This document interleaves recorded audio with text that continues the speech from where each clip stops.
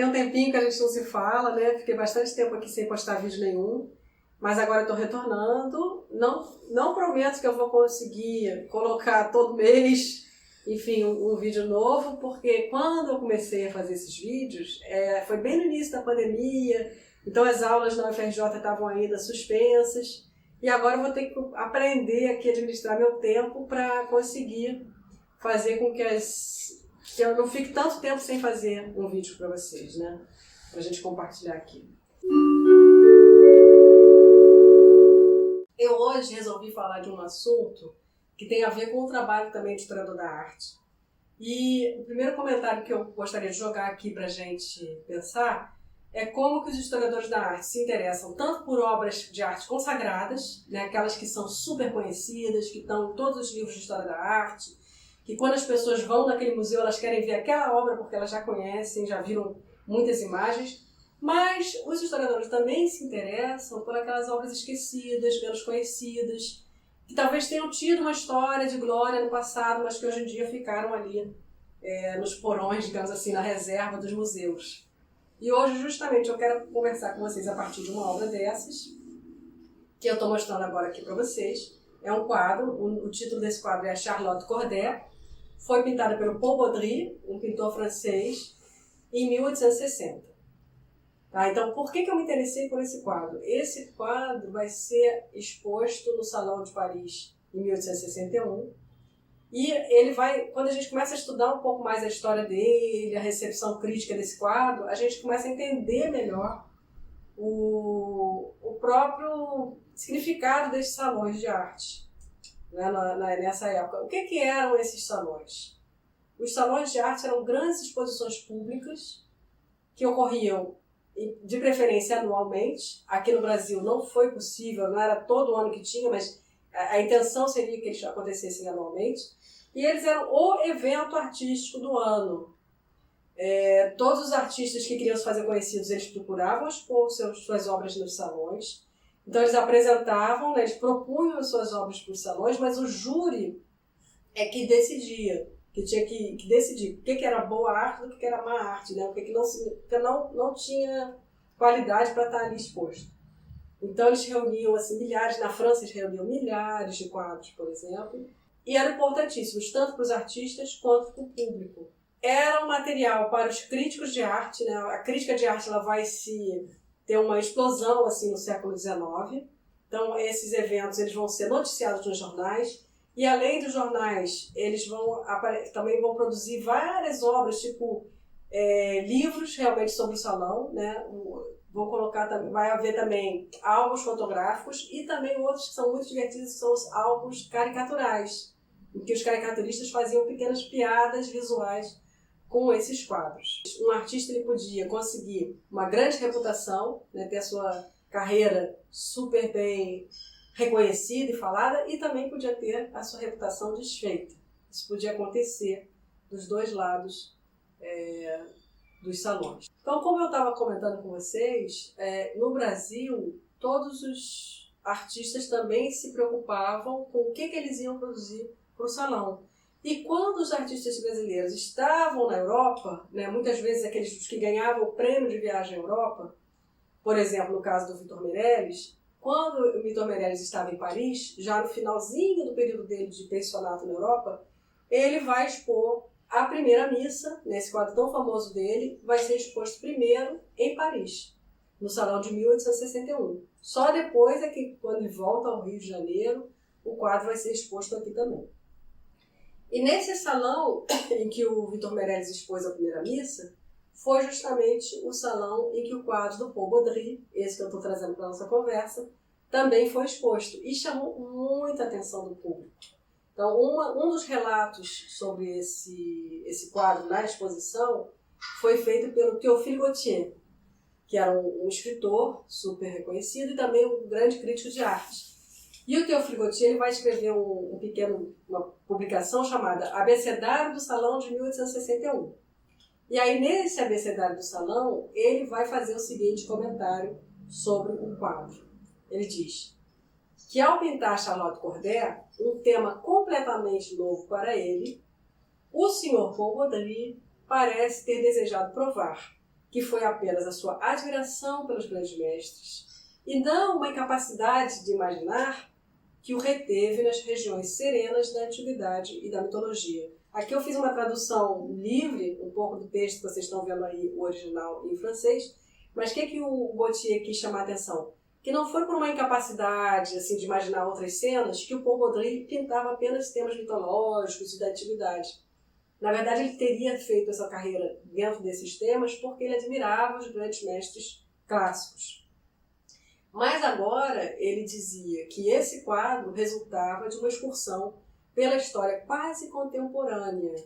Então, por que quase contemporânea? Porque o assassinato do Marat, né, a Charlotte Corday, a cena do quadro, a Charlotte Corday acabou de matar, de assassinar o Jean-Paul Marat. Isso tinha acontecido em 1793, ou seja, 67 anos antes do Paul Baudry pintar esse quadro. Então seria a história mais ou menos recente da França. E o Gautier vai dizer que ele fez isso com uma grande originalidade e que o aspecto muito marcante desse quadro conseguia reunir um pequeno grupo de espectadores, ou até um grupo mais numeroso, constantemente. Então, se você estava passeando ali no salão, passasse assim, onde é que está o quadro Paul Baudry? Onde você visse um pequeno aglomerado de público, era ali que estava, porque o quadro estava chamando tanta atenção que o público sempre ia lá olhar. Também é Gautier que nos conta que o Paul Baudry, para fazer esse quadro, ele vai fazer uma pesquisa histórica, então ele vai buscar documentos que pudessem informá-lo, ele vai buscar retratos da Charlotte Corday, então os retratos que estavam disponíveis, ele vai estudar esses retratos, e que ele vai fazer até mesmo a planta do quarto onde o assassinato tinha sido cometido. Então o quarto lá do Marat, onde ele estava, né, dentro dessa banheira, ainda existia e que o Paul Baudry fez até esse levantamento da planta do quarto. E ao final, ele dedica algumas páginas a esse quadro. Ele diz que esse quadro foi um dos mais notáveis do salão e que ele provava que o senhor Paul Baudry sabe fazer outras coisas além das Ledas, Vênus e Madalenas. De fato, né, o Paul Baudry, ele pintava mesmo Vênus e Ledas, como vocês estão vendo aqui, eu estou mostrando agora para vocês alguns desses quadros, que tinham a ver com a formação do Paul Baudry. O Paul Baudry ele tinha estudado na École des Beaux-Arts de Paris, a Escola de Belas Artes de Paris. Ele tinha vencido o grande concurso do Prêmio de Roma, em 1850, e ele tinha seguido sempre aquela disciplina acadêmica, que valorizava as histórias da antiguidade e valorizava a mitologia greco-romana. Então, nesse sentido é que ele tinha essa produção. E agora, parecia que ele estava querendo dar um novo rumo à sua carreira. Ele estava querendo se atualizar e também atualizar a própria pintura de história. Além desse intuito, que a gente pode dizer que era um intuito nobre, né, de uma renovação da pintura de história, eu acredito que também tinha um outro intuito que era: falem de mim. Então, se a gente pensar no número de pinturas, nesse salão de 1861, foram mais de 3.000 pinturas expostas. E o artista fez todo aquele esforço, né, para apresentar o seu quadro, foi aceito pelo júri, e depois ninguém fala dele. Não era isso que os artistas queriam. Então, na hora que o Paul Baudry escolhe esse tema, ele sabe que isso vai chamar a atenção do público. No catálogo do salão também é interessante que o Paul Baudry ele vai fazer a transcrição de um trecho do livro do Jules Michelet. Então, Jules Michelet era um historiador que pouco mais de 6 anos antes do Paul Baudry pintar esse quadro, ele tinha escrito um livro chamado As Mulheres da Revolução.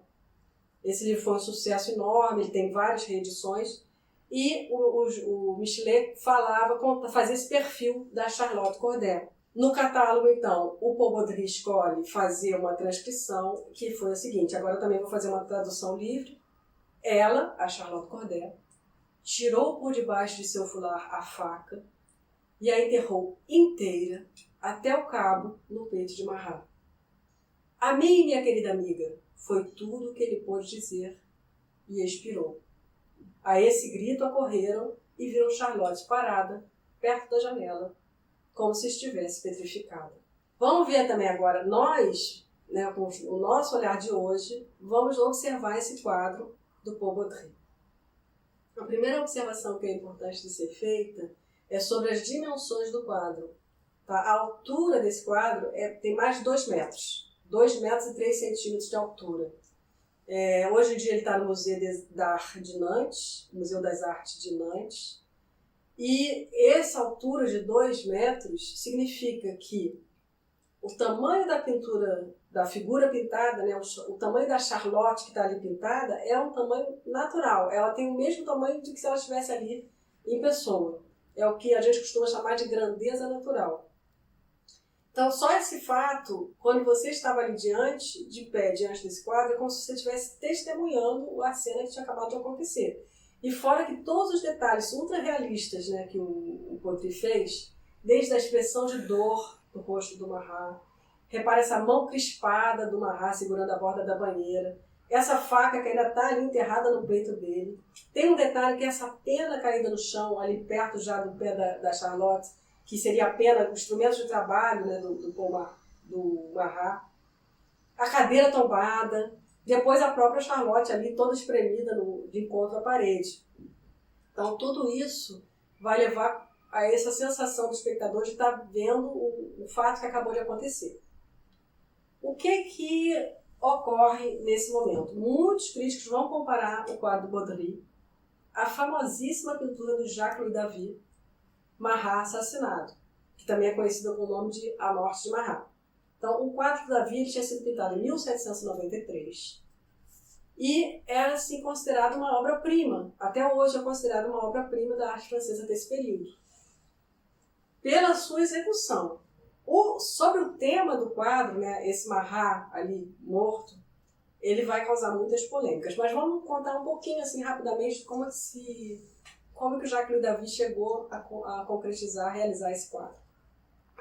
Primeiro, a gente tem que saber que foi uma encomenda. O David era totalmente engajado na Revolução Francesa, nesses todos os acontecimentos que vão se sucedendo, né? Porque não é assim, 1789, Revolução Francesa, pronto, tudo mudou e acabou e está tudo resolvido. Não, tem vários períodos, um período ultra conturbado. E o próprio Jean-Paul Marat, ele era uma figura polêmica nesse momento, porque ele estava se mandando para a guilhotina ex-aliados, então foi o grande período do terror. E justamente a Charlotte Corday, quando ela vai realizar esse ato, ela se julgava como se ela estivesse libertando a França desse monstro, e ela não era monarquista. Tá? Se vocês fizerem uma busca, às vezes tem alguns sites eu vi na internet que diziam que ela era monarquista. Ela não era, ela era uma republicana. Só que ela considerava que o Marat estava traindo os ideais da República. E ela achava que conseguiria a paz após esse ato do assassinato. Mas os revolucionários, quando isso acontece, eles vão encomendar ao Jacques-Louis David que faça um quadro em que o Marat nunca mais seja esquecido e que ele seja objeto assim, de até uma adoração quase que religiosa. E a gente então vai perceber que de fato o Jacques-Louis David nesse quadro ele busca inspirações religiosas. Daqui a pouco a gente vai aprofundar um pouco mais disso. Só para vocês ficarem um pouco com a história, em continuação da história desse quadro, com as reviravoltas políticas na França ele acaba caindo em desgraça. Então depois que ele passa por esse momento de glória, ele quase que fica em cima de uma espécie de altar, por uma adoração, um culto ao Marat. Depois, quando a política avança, ele acaba sendo considerado um quadro que ninguém mais quer ver. Tanto que hoje em dia esse quadro está em Bruxelas, nos Museus Reais de Belas Artes da Bélgica. Agora eu gostaria que a gente percebesse os 2 quadros lado a lado. Tá? Então vamos ver aqui o quadro do Paul Baudry e o quadro do Jacques-Louis David. Para mim, é evidente que um dos dois é infinitamente melhor do que o outro. Eu estou imaginando aqui que vocês também concordam comigo e que vocês estão achando que o quadro do David tem muito mais força, muito mais expressividade, ele é muito mais tocante, mais comovente do que o quadro do Paul Baudry. Mas por quê? Por que um dos dois é muito melhor que o outro? O que faz que o quadro do Jacques-Louis David seja muito mais potente que o quadro do Paul Baudry? Eu vou propor o seguinte, se vocês quiserem, vocês podem dar uma paradinha aqui, pausar o vídeo, para vocês próprios fazerem essa comparação entre os 2 quadros, antes que eu avance aqui os meus comentários. Então vocês têm essa oportunidade de vocês próprios observarem e tentar identificar o que nessas imagens é semelhante, o que é diferente e que essas diferenças estão sendo importantes para essa intensidade muito maior no quadro do Davi. Então, eu percebo nessa comparação que a primeira coisa, é evidente que o Paul Baudry faz referência ao quadro do Davi. Então a gente nota assim, que essa banheira, aquele pequeno caixote ali que está do lado da banheira, esse lenço, esse tecido branco que está em volta da cabeça do Marat, depois aquele outro tecido ali verde, tudo isso já está presente na obra do Jacques-Louis David. E o que não está presente? Todos os outros detalhes. Eu também considero um pouco como se ele tivesse imaginado que, se a gente pensar numa câmera de fotografia, o Jacques-Louis David, ele vai posicionar essa câmera num local em que ele elimina tudo o que é supérfluo, ele deixa só o que é essencial ali na cena para a gente notar esse sacrifício, né, como um martírio do Marat, enquanto que o Paul Baudry ele desloca a câmera para o canto e aí a gente consegue ver a Charlotte, todos os objetos caídos. Porque lá no livro do Michelet, que eu já falei para vocês, o Jules Michelet, ele diz que quando as pessoas chegam no quarto, um dos revolucionários pega uma cadeira e joga em cima da Charlotte, então pode ser essa alusão aí que tem essa cadeira caída, pode lembrar esse trecho aí do Jules Michelet. Só que o que acontece? O nosso olhar fica muito distraído, muito disperso, com tantos detalhes. A gente não sabe mais o que é essencial. Qual é a mensagem essencial que o Paul Baudry quer nos passar? Fica ali como se tivesse uma banalização desse acontecimento. Enquanto que no quadro do Jacques-Louis David é quase que algo monumental, algo clássico.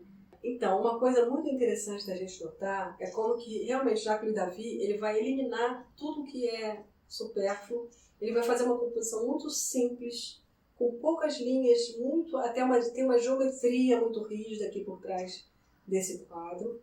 E a figura do Marat vai se tornar como uma figura de um Cristo morto, do próprio Jesus Cristo. Ele vai se tornar um santo da Revolução. E isso ele consegue também a partir de outras obras de arte que foram anteriores, que mostram isso, o Cristo descido da cruz, ou a Pietà, do Michelangelo. E vocês vão reparar aqui, eu trouxe algumas obras para vocês verem, mas se vocês fizerem uma busca na internet, vocês vão encontrar várias outras. Então a mais antiga é essa do Roger van der Weyden, por volta de 1435. Depois, aqui a gente está vendo a Pietà, do Michelangelo, que é de 1499. Trouxe também essa do Rafael, de 1507. Do Pontormo, de 1528. E temos também o Caravaggio, por volta de 1602. Então vocês vejam aqui que há uma diversidade de estilos, de formas de representar essa cena do Cristo morto, mas sempre tem esse braço caído que se repete no quadro do Davi. E o fato também do Jacques-Louis David ter eliminado da cena a Charlotte Corday, ele vai então dar uma força muito maior ao martírio, né, a essa morte para ele, que seria uma morte gloriosa, esse amigo do povo, como era chamado o Marat, ser visto como essa figura do próprio Cristo. A Charlotte Corday, do Paul Baudry, ela faz então, como eu já disse, referência ao quadro do Davi, mas ela também faz referência a um outro quadro, que também era muito conhecido, e que vocês estão vendo agora, que é do Henri Scheffer, A Arrestação de Charlotte Corday, ou A Prisão de Charlotte Corday, que foi um quadro pintado em 1830. Hoje em dia ele está lá no Museu de Grenoble, na França. E vamos fazer o mesmo exercício, colocar agora o quadro do Paul Baudry ao lado do quadro do Henri Scheffer. Que elementos vocês podem perceber que se repetem nos dois? Bom, eu acho que talvez o mais evidente é a própria roupa, né? Esse vestido aí da Charlotte Corday, que o Paul Baudry certamente foi olhar no quadro do Henri Scheffer para fazer. Agora, vários críticos eles vão começar a escrever sobre o Paul Baudry, comparando ele tanto com o quadro do Davi, quanto com o quadro do Scheffer.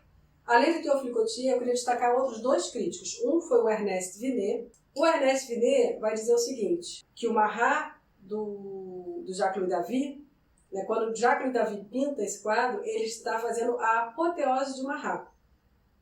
e que quando Paul Baudry pinta o seu quadro, ele está fazendo a apoteose de Charlotte Corday, como se ele tivesse se posicionado a favor de Charlotte Corday. Eu não sei se vocês concordam com ele, tá? Eu não sei muito bem, porque a expressão da Charlotte Corday aqui no Paul Baudry, ela não parece ser essa heroína tão... Parece que ela está cheia de dúvidas, não se sabe bem. Realmente é como se o Paul Baudry quisesse ter sido um jornalista frio, neutro e que documentou um fato. É mais ou menos a mesma impressão que teve um outro crítico, que foi o Charles-Aimé Daubin. O Charles-Aimé Daubin ele vai ser mais negativo. Ele vai dizer o seguinte, que quando o Paul Baudry resolve pintar esse tema, que já era um tema que tinha sido tratado anteriormente, ele quis rejuvenescer o tema. E aí ele se excedeu na exatidão. Ele quis dar tantos detalhes. E aí ele vai dizer assim, olha, quando a gente olha essa cabeça caída do Marat, a gente logo se lembra do desenho do Davi. E quando a gente começa a olhar todos esses móveis do escritório, que é o teatro da ação, essa banheira, o pesado tinteiro de chumbo. Aliás, sobre a banheira eu não comentei com vocês. Eu imagino que todos já tenham ouvido falar dessa história. Mas, de fato, o Marat, ele estava dentro dessa banheira porque ele tinha problemas de pele, né, um eczema de pele. Então, para conseguir ter um certo alívio, ele trabalhava dentro dessa banheira. Mas voltando aqui à descrição, aos comentários do Charles-Aimé Daubin. Ele fala disso, de todos esses detalhes, da cadeira virada, o mapa fixado na parede. E aí ele vai dizer o seguinte, todos esses 1000 detalhes realistas do interior, traçados à maneira de Balzac. Então ele se refere então ao escritor, né, o Balzac, que foi esse escritor do realismo, do naturalismo. Ele diz que quando a gente olha todos esses detalhes, de fato a gente acredita na perfeita veracidade do artista, que era o essencial para o artista. Então assim, para o Paul Baudry, o essencial é isso, estou sendo verdadeiro. Mas o Aimé Daubin continua, para nós, o essencial é o sentido, a moralidade do seu quadro, que, na verdade, ele não tem. Tem a secura de um fato, de um processo judicial. Então, são as palavras do Daubin. Ele vai dizer assim, não, ele só ficou nisso. Ele só mostrou ali esse fato de uma forma seca, como se ele estivesse fazendo um relato ali para um juiz. Enquanto que, na verdade, nos falta a questão moral. Qual a mensagem desse quadro? E justamente no quadro do Henri Scheffer, se a gente colocar de novo aqui os dois lado a lado, a gente nota que no quadro do Henri Scheffer, a Charlotte é a heroína. Então todos os personagens que estão ali em volta da Charlotte, mais numa área sombria do quadro, são os vilões. E a Charlotte do Henri Scheffer, ela está iluminada, ela é como uma santa.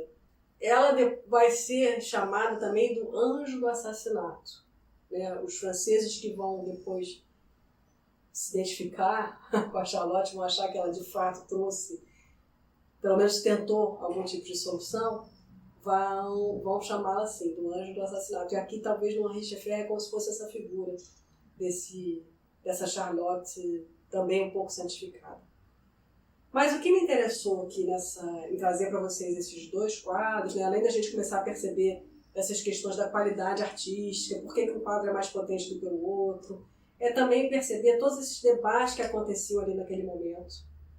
Então tem um debate que é colocar o realismo em oposição ao idealismo. Então a gente nota que no quadro do Davi existe esse idealismo, que você não vai representar a realidade crua como ela estava ali, mas você vai contar a história da sua maneira, você vai colocar os seus ideais ali. Enquanto que no realismo você teria essa pintura mais crua. E a outro debate que está acontecendo nesse momento é da pintura de história versus a pintura de gênero. Pintura de gênero não se trata de pinturas de mulheres ou de homens, tá? Porque hoje em dia essa palavra gênero a gente sempre associa isso. Na verdade, no século XIX era uma das categorias de pintura. Então existia a pintura de história, que era a grande pintura, que vai falar dos fatos dos eventos nacionais, ou também de histórias bíblicas ou da mitologia. Tudo isso era considerado pintura de história, mas eram sempre temas muito instrutivos e que vão ter alguma moral. Enquanto que a pintura de gênero era a pintura dedicada a acontecimentos do cotidiano. Então, assim, cenas dentro de casa, cenas de família, ou cenas de brigas, tudo isso era considerado uma pintura de gênero. E alguns críticos vão dizer que o Paul Baudry não fez uma pintura de história, que ele fez uma pintura de gênero, porque ele conta essa história como se estivesse banalizando. Então, todos esses embates, eles mostram pra gente esse clima conturbado das artes na França, em meados do século XIX. A gente sabe que na década seguinte, né, na década de 1870, vai entrar em cena o impressionismo. O impressionismo vai tentar dar soluções a todos esses impasses que estão acontecendo ali, a todos esses debates. E o que é interessante a gente também lembrar é que, então, os artistas brasileiros que estiveram na França nesse período, por exemplo, como Vitor Meireles, ou o Pedro Américo, e tipo, na década já de 70, o Almeida Júnior e outros, eles vão estar vivenciando esse debate todo, né? Então, como que será que essa polêmica vai reverberar nas obras dos artistas brasileiros? Essa é uma questão que nos interessa, né? Os historiadores da arte brasileira do século XIX. Mas que vai ficar agora para um outro vídeo, para os próximos vídeos, a gente continuar essa reflexão. Gente, muito obrigada aqui pelos apoios que vocês têm dado, os retornos, façam os comentários de vocês.